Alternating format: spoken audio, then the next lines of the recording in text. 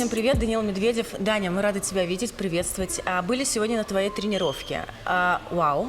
Я видела нечто подобное в прошлом году, но вот каждый раз, когда с этим сталкиваешься, просто с ума сходишь. Я никогда такое не испытывала сама, когда вот каждый хочет от тебя кусочек оторвать. Было ли в моменте не идеальное тебе... чувство, если уж честно говорить. Вот что это за ощущение, и было ли тебе когда-нибудь действительно страшно? Страшно, наверное, нет. Но это такой тяжелый вопрос, потому что чувство, оно действительно, необычное. И, если уж честным быть, я бы, наверное, сказал, мне, в принципе, больше нравится быть в тени всегда по жизни. Скажем так, поэтому, когда я иду в город, я в основном ношу кепку. А если кепки не хватает, в Нью-Йорке каком-то почему-то люди его сильнее узнают, то еще очки добавляются. Но прикольно, что люди так любят теннис, поддерживают. И в прошлом году, по-моему, даже было еще больше народу. Сейчас похуже играю, может, чуть меньше ажиотажа. Но только начало турнира все еще будет. Скажи, пожалуйста, у тебя в этом сезоне, в принципе, были тяжелые матчи, связанные со здоровьем, мы помним, Австралия, как раз Тьена, Монте-Карло, получается, с Кареном. Ты снялся... он физический игрок. Вот. Снялся с Дохи в матче с Ажи Симом. У тебя есть какая-то... Ты можешь сформулировать, почему именно в этом году тело пока тебя подводит? Год такой. Это, скорее всего, подводит мозги. По каким вопросам? Это уже другой вопрос, я не уверен, я их ищу. И, в принципе, скажем так, все ближе и ближе к ответу, играю получше. Что, получается, я недостаточно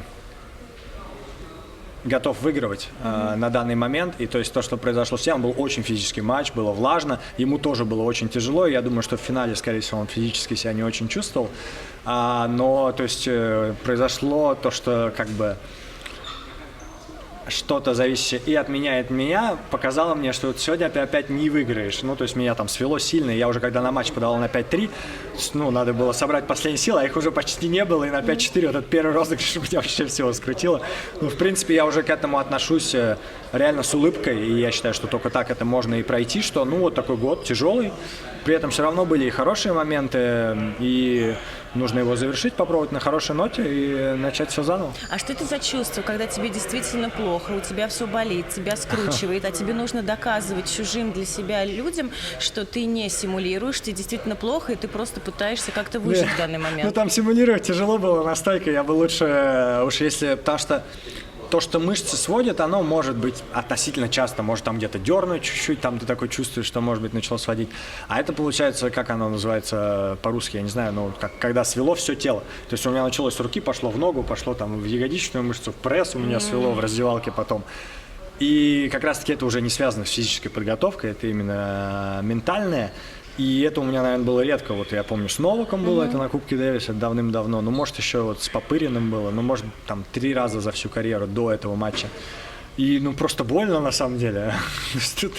Ты уже не особо думаешь, что там кто-то подумает. Верит, кто не верит, тебе просто больно. Я еще чуть-чуть верил, что вдруг меня отпустят, но когда уже 4-0 и там вообще ничего не отпускает, я такой, ладно, я не буду эти 2 гейма доигрывать, что я стою, мучаюсь. Но я говорю, я к этому в каком-то смысле с улыбкой, и бывает, ничего, я это преодолею. Ты в Мадриде мне сказал следующую фразу: чтобы разойтись с Жилем, ты должен или выпасть из топ-20, ты пока в 20-ке еще. Сейчас уже 21, по-моему, нет? Нет, пока. Это в гонке, значит? Да. Либо должна быть паника, должно быть ощущение паники. Паникуешь сейчас? Из-за этого вы разошлись все-таки? Было, да, сейчас чуть, наверное, поменьше, но...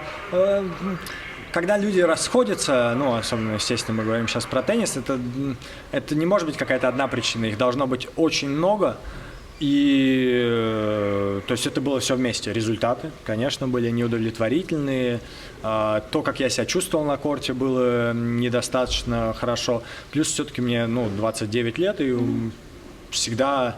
Скажем так, было интересно попробовать что-то новое, и это был как бы в каком-то смысле, наверное, идеальный момент, поэтому мы хорошо поговорили. И в принципе, Жилем, он был, да? Это было сразу после US Open? Было довольно быстро после US Open, и он, в принципе, был согласен, и мы прям на хорошей ноте все закончили.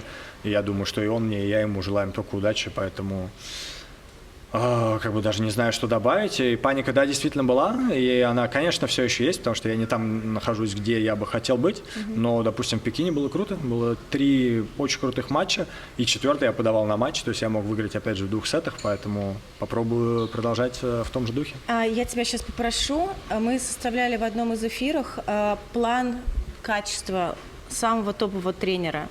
Вот выбери, пожалуйста, 3 позиции, которые прям должны быть у самого крутого тренера, на твой взгляд. Это кто? Так, 3 позиции из 8, получается. Но это же для меня должно быть, то есть это для других. Это работает только для Даниила Медведева. О, Господи. Высокая вовлеченность, это важно, это 100%. Ну, спокойствие для меня важно, да, уже 2. Молодость и современность, наверное, мне все равно. Высокий интеллект, наверное, важно, но сейчас еще подумаю. Чувство юмора тоже важно. Статус и авторитет. Не уверен, но тоже важно. Но пускай будет чувство юмора, просто посмеемся. Хорошо, значит, чувство юмора. Высокая вовлеченность и спокойствие. Супер. Твой новый тренерский дуэт обладает всеми этими качествами? А что я сказал? Чувство юмора, да, вовлеченность 100%, спокойствие, да. Поэтому, у кого да. лучше чувство юмора, у Рохана или Томаса? С Роханом меньше времени провел, поэтому пока бы сказал Томас, чисто потому что я провел с ним больше времени, мы отлично общаемся, все проходит очень гладко. Ты знаешь, что в 2016 году, это последний будет вопрос, новостные ленты начинаются с такого заголовка. 2016? Да, про тебя. Вот новостные ленты, когда вбиваешь Даниил Медведев, 16-й год. Просто я челленджер играл, получается. Да, Медведев устроил скандал на челленджере. Ну, вот это начинается. Но это не я устроил скандал. Там была ситуация, которая вызвала скандал, но скандала я там не устраивал на самом деле. Ну вот смотри, это вот первая такая новостная история. Давай попробуем поменять, если мы могли бы вернуться в то время. Выбери, пожалуйста, заголовок, на который ты бы хотел бы поменять новостные ленты о себе. Я тебе предложу 3 варианта, ты выберешь один. Россиянин Медведев тестирует новую технику приема из 5-го ряда трибун. Соперники в шоке.